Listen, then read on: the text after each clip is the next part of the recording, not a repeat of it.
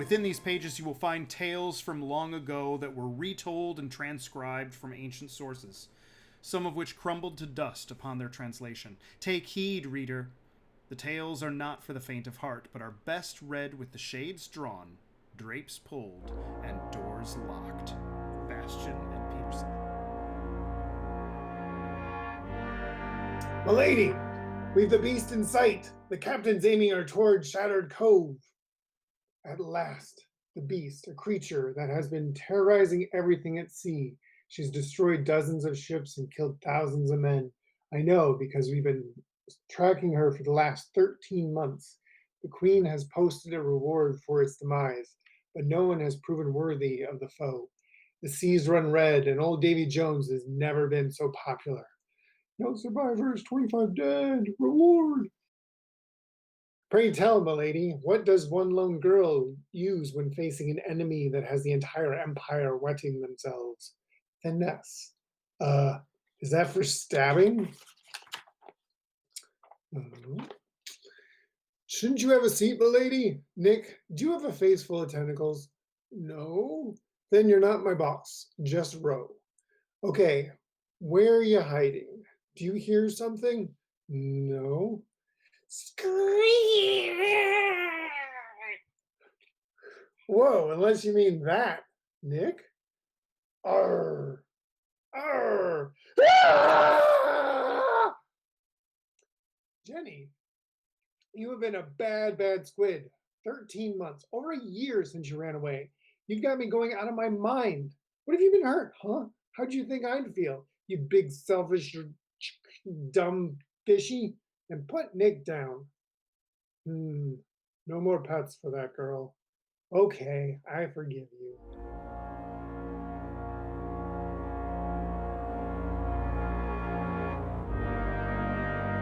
Sir Hannibal of Ash, an end for a beginning. 'Tis a bleak tomorrow. This our landscape of today. Creatures roam unchecked, draped in the guise of humanity. This newest enemy of the people, the Order of the Dragon. And they have none on earth with whom they call ally. The door.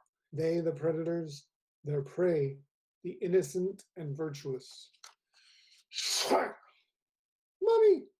The simple people of the land who look to their governors for protection, and yet petitions lie ignored and intended audiences unmoved by their mewlings. Lords lost to selfish motive. Who, what do you want? Good eve to you, Mum. Sorry about the door. We've come to purify these lands. See, your kind is weakness, but it's a weakness that can be of use. We are here to let you achieve a higher state of being and to set you both free. The boy first. Behold, insects, the dragon agome, light of the dragon. Tonight it burns for thee, lad. Mommy. Don't worry, Mum. You'll soon be reunited. A strong soul. In these times, God is made spectator, and at the ready to signal angel trumpets to send the experiment named man to banquet with worms, lest these devils claim heaven after earth. What do we have here? A beggar? Go away, beggar, lest I snap your spine for fun. Try a riddle. Oh, a jester. Good, just what we needed tonight, eh, boys? Okay, let's riddle. I slither through paradise. I am the corrupter of Eve, then Adam. Who am I? A snake? Correct.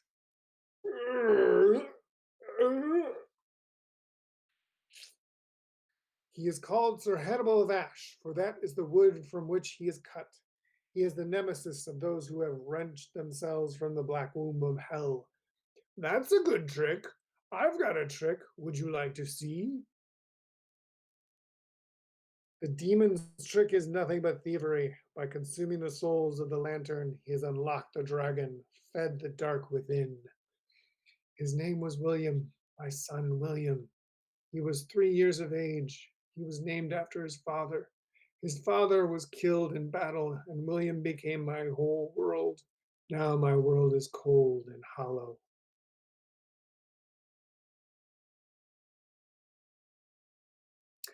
I don't know if you can tell, but I'm smiling. What? Now who's smiling, you fool? With the lantern's treasure, I can control every fiber of my being. You've only hastened your demise. You've no idea who you deal with. The Order of the Dragon suffers none such as you. O hero, I shall splinter thee into oblivion. This is for my son, you vile black thing! And thus the demon's end was met, and he sent back to the pit, not by the hand of a sorcerer's whittled retribution, but that of the reckoning of a widow whose hope lies still on broken dreams, harvested too young. Sir Hannibal of Ash must pick himself up, for this land has escaped a nightmare, but he must ready himself for the next.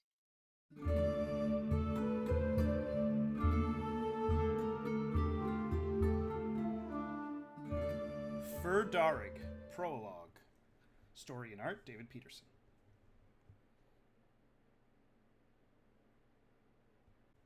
Coning, I request a word with you.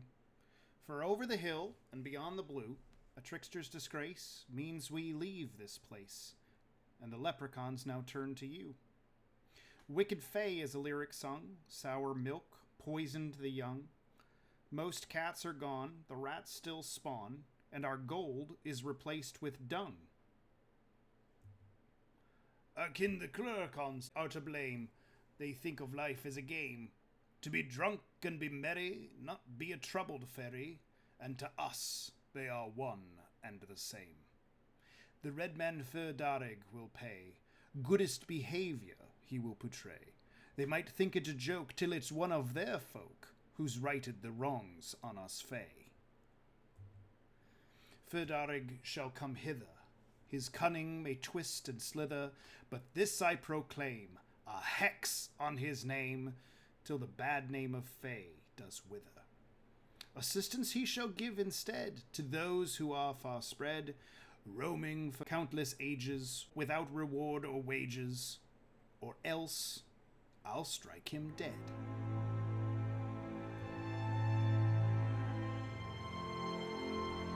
Ferdarig, the Harp of Sorrow. Story and art by David Petersen. Oddly situated atop a cliff of Celts, a castle of stone proudly dwelt, eroding from under, rock torn asunder, as wave made mineral melt. Overlooking the sea from above stood the castle, devoid of love. 3 daughters and a mother, whose king had left for another, meant sorrow or the feeling thereof. Till the day a suitor came to call, odd, slim, as well as tall, but still a handsome man, who wanted into the clan, for in love with him one could fall. The firstborn of them had generosity to spare, a compassionate and loving air, her cooking a delight from first to last bite, as kind of a woman is rare. She was first in line to receive a proposal in which to believe. The suitor took her hand, and so it was planned. They'd wed in 3 moons and an eve. Little more than a month passed, when the moon let shadows cast. Upon the rocky shore her heart beat no more, and into violent waves she went fast. The second of sisters took great pain and grief. She cried and wept with no relief, until the suitor grieved with her. She stopped calling him sir, and the word fiancé came leaf. The smartest of the sisters' tree, who never begged or plea for the solutions for strife or problems in life, for she a logistical key. One night a scream came before sun cast first beam. From over the edge they could not dredge, but the second was dead, it would seem. The youngest, born distraught and in pain, could not believe this to happen again. The suitor drew near, but without fear, she loved the love of sisters slain. A carefree soul with a zest for life, to the fullest with energy rife, ambitious and blonde, of men she was fond, and was excited to become a wife. Little did this girl know, the winds of change blow. She fell off a cliff, and in one quick whiff, 3 had sunk where saltwater flow. A sadness hung over the castle on high. The mother kept the suitor nearby, when a minstrel came near, who was one to revere, for murder he was about to imply. Under his arm a harp did cling, with a fine and delicate string. Before he could strum, with stubby old thumb, from the harp 3 voices did sing. Farewell, dear mother, and see, let this be our final decree. From beyond the grave, a message for a knave. Goodbye, suitor that killed us 3. Upon hearing the lyrics now known, the mother turned to the suitor's throne. What fell upon her eyes, to her surprise, he had turned into a stone. With the suitor stone dead, relief let tears shed, wrongs righted by fay uninvited, all without bloodshed. Ferdarig sat and let her cry. She asked him how and why. Waiting for sobbing to end, her heart he tried to mend, and this was his reply. Far, far down the shore, I found 3 I could not ignore. Their bones told a story of which I could quarry, so their suitor could wrong them no more. I made it from their bone, a practice I do not condone. Their hair a fine string, I knew it could sing, and so I brought them home. The harp is yours if you please. I hope the pain it does ease.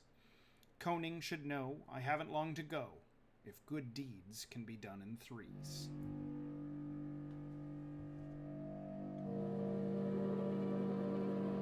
The Journal of Gilbert Luther, 13-year-old witch hunter, March 17th, 1753. Tomorrow Father and I will go to town. He feels that 13 1/2 is old enough to travel into the town and deal with the commerce of this farm. It is past my bedtime, and someone is approaching. March 18th. While the journey to town was uneventful, the time spent and all that will now follow it will be life-altering and most spectacular. Father met with 2 men he had done dealings with in the past years. The business was none he wanted discussed in my presence, so I asked to enjoy the varied shop windows and signage. An urchin of some sort. I lost my place, I'm sorry. An urchin of some sort, with loose bandages over one eye and a rickety crutch under his arm, sat in the gutter near the apothecary. He dangled a tin cup from his dirty fingers, I assumed to ask for money rather than drink. I approached with caution, as I desired to know the apothecary's displays. He took my hand, for I was nearer to him than I had thought, and overturned his cup into my palm before I could recoil. My hand now contained his only 2 coins from the tin cup. I felt for sure he was going to claim robbery. Instead, he pulled up the bandage and winked at me, and pointed to the window of the apothecary. I couldn't see anything through the filth on the window, and looking back to him, I saw an empty gutter with no trace of the beggar. Witchcraft is afoot in that town, and perhaps creeping towards this very village. Mother has called for supper now. I shall return afterwards. I have now returned to my room, and have hid in the closet, while a dummy I prepared of pillows and my other clothes lay in my bed. The lantern provides enough light for me to record my thoughts. Father did not see me take the flint from the table. He is much too busy tending to the shed where the new midwife will be staying. Mother's pregnancy has been tough, and she has fallen ill more than once. However, I must commence with documenting my town adventures, or I fear I will lose the details, and they shall never be properly retold. I entered the apothecary, as the street seemed too bewitched for my liking.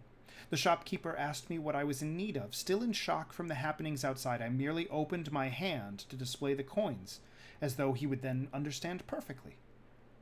Instead, he misunderstood me, for while my one hand was displaying coinage, the other was set upon an unusual box. He thought I was meaning to purchase it. Before I could say anything, for the words were still deep inside, I had unwittingly purchased this wooden box without having the slightest idea of its contents. Still a bit bewildered, I took the box by its leather-wrapped handle, exited the shop, and returned to our cart. I hid the box beneath the bag of potatoes that were deemed unfit by the local merchants, knowing Father would not examine them before our return trip. I now sit in anxious wonder as I have learned that the box is a kit developed by Professor Blomberg for the purpose of educating and employing means of prevention and protecting one against the dark arts of witchcraft and magic. Most disturbing is the pistol. I do not know what the shopkeeper had in mind when he sold this to me, but it seems dreadfully foolish to put a pistol in the hands of someone my age. Thankfully, I am the sort to respect it. I do not fully understand the other items, but shall discover their uses in time. I have spent the last 3 days reading the manual included in the kit. It is very thorough, as it describes the type of specters and ghosts one can encounter when in the field. It also has a wonderful section of herbs and mixtures that can prevent, ward off, and cure magic, or creatures of the darkest nature. I had started to combine some of the ingredients when my terrible younger sister Beatrice entered my room. She has been warned against coming in uninvited, and this was no exception. I was unable to hide my research before she entered. "Mother would like the spice rack to be returned to the kitchen promptly," she stated in the most demanding of tones. I informed her that my mixture of bay leaves, cinnamon, and thyme stirred with an iron nail was an excellent ward against bad luck, and that I would not share it with her. But she started a fuss. I gave up the raw ingredients as not to involve our parents, who she surely would have turned to next. March 23rd. The cow's milk has gone sour for the last 3 days. Father is worried. He has not said so, but I have read it on his face. The handbook says to observe your surroundings, and while I have found no sign of witchcraft, I fear a trace amount has followed us back from that cursed cobblestone paved town.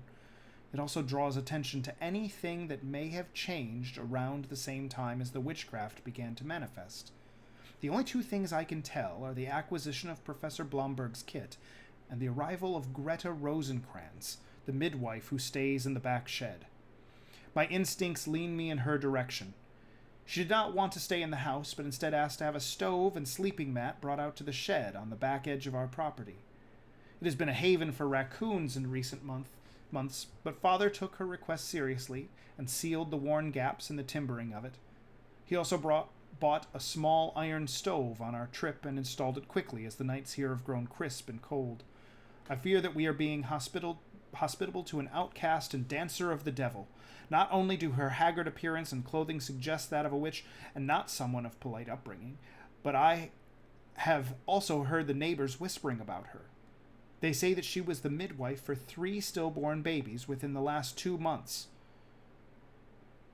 What purpose would she have other than one of the dark arts? I cannot allow this evil to enter my home or hurt my mother and unborn sibling.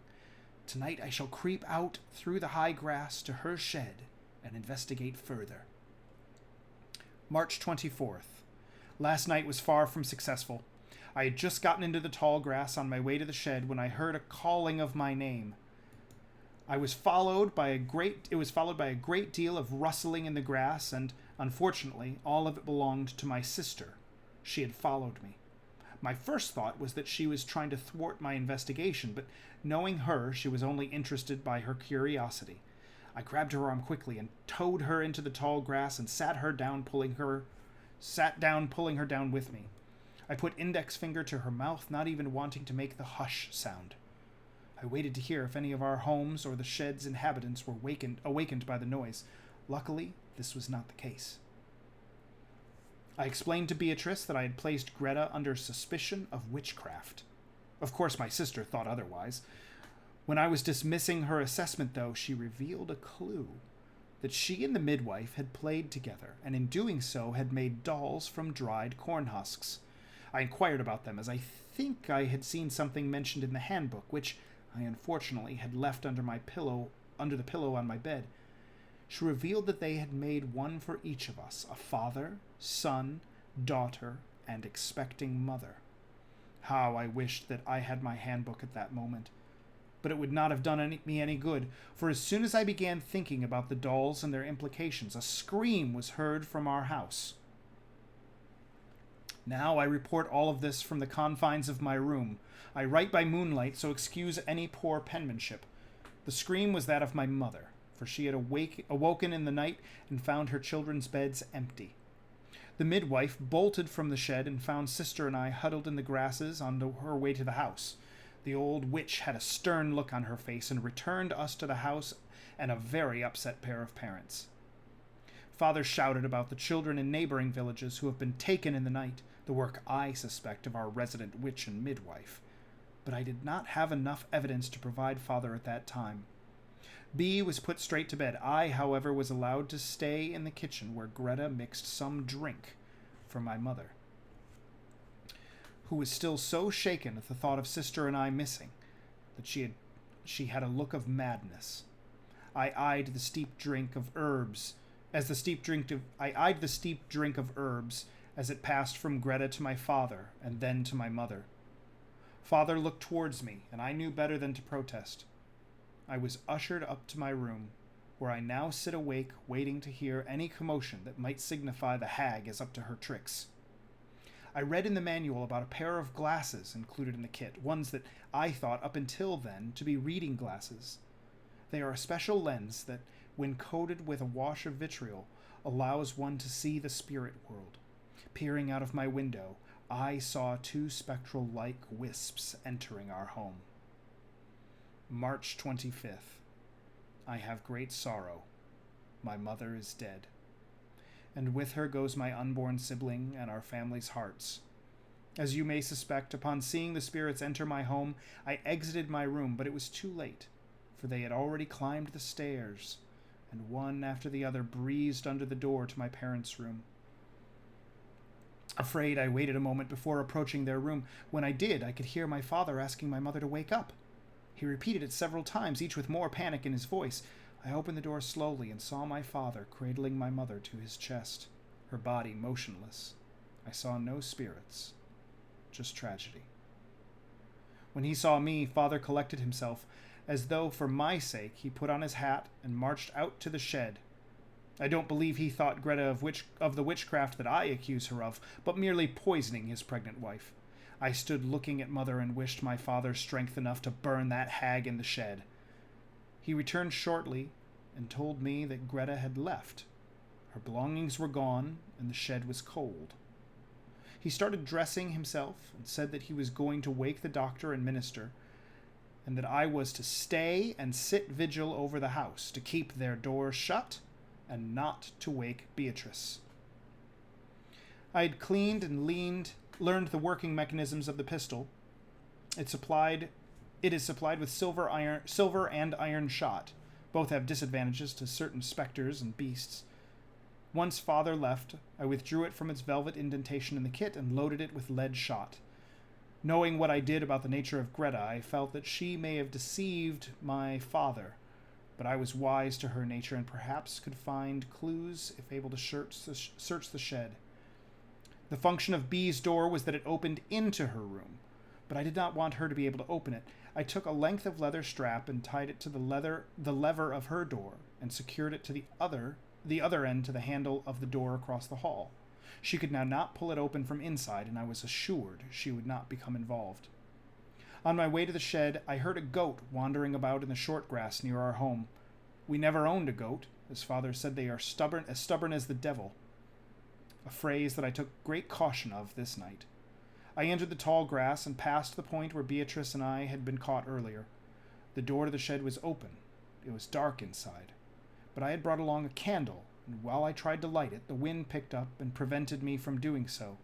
I stepped inside the shed to shield me from the gusts, and when I lit the candle, I saw that the goat had followed me. It barred my exit by standing in the door. The night's cold set in very quickly, and the flame of my candle turned blue. I dropped it, knowing that it was witchcraft, and that the goat was a servant of the witch. I regretted instantly the decision to come to the shed alone. The goat's eye shut halfway, and from his lip... The goat's eyes shut halfway, and from his lips came breath, then words that emanated from it like smoke. I did not understand their meaning, but of the intent I was sure. They were drawing closer to my mouth. I could not turn away nor move. My eyes began to close, and I felt the deepest need to sleep. I fired the pistol, but with no accuracy, and still have no idea where the shot was directed. The next part I tell you I can only piece together from my memory of that night. It feels so dreamlike and absurd that I can hardly believe I give it enough credence to record it. A songbird flew into the shed and sat upon the stovepipe. It sang a song of foreign tongue, not of this world, that forced the goat's eyes to roll back into its head and swallow his tongue, and then turn fleeing as though consumed by an invisible flame. Once it had left, my senses returned, and I looked to the bird. I knew not of its species, but knew I must catch it and study it. This was done so simply, I believe it wanted me to secure it a home. Father returned before sunrise. I had removed the leather strap from Beatrice's door before he returned. He did not have a doctor, nor the minister in tow. Several neighbors came with him, however. They began digging a grave for my mother in the yard of our very small church. It seemed that the doctor is away, and mother will never be properly examined before she is laid to rest. The scientist in me is appalled. But as she is my own mother, I know that I have neither the experience nor the bravery to do it myself. Instead, I have found a cage trap Father used for the raccoons and lined it with corn husk and straw for my bird. She seems quite at home. March 26th. Mother was buried this morning. My father gave the eulogy himself. On our walk back home, I asked why our minister had not been present. He told me the most curious of news. The minister was not found the night my mother died, but a writhing goat was discovered in his home the following day. I said nothing more on the matter as not to imply my guilt in disobeying him that night. Once home, I ran upstairs to write this entry, and the details Father shared, and found that my bird had woven the straw into 3 tiny dolls: a man, a girl, and a boy. My investigation will continue.